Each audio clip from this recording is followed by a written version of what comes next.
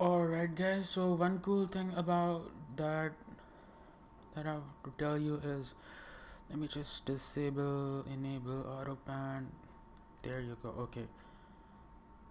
Oh man. Okay. So now what I was telling you is that if you wanna build a table, a nice sexy table, what you do is Alt Shift Control I.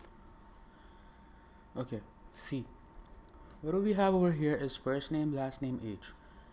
Now I'm gonna play in a while with all these attributes and all these styling.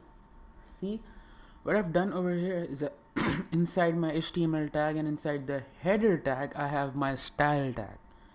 Okay, and inside that I have my this table and th and td, and inside this curly braces I have border that is selected to 1px solid black, padding that is done to 15px, text line left, border spacing 5px. Okay, I'll get to this in a while.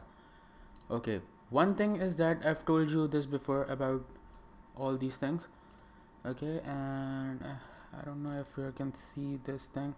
It's actually this all. Okay, so we'll just play with this thing. Let me just change the text align to right.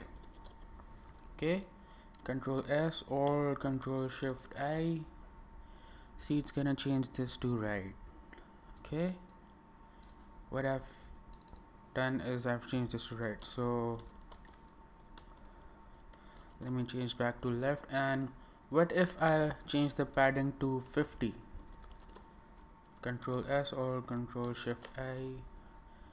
See the padding, if I change the padding, the our boxes will get a little bit bigger. If I change this to 10, however, Control S or Control Shift I, see our padding, our table is now looking nice. Okay, border spacing, what if I change this to 13 or 15? Control S or Control Shift I, see my border spacing is now being changed. Okay, so this cool thing I wanna tell you about tables. Okay,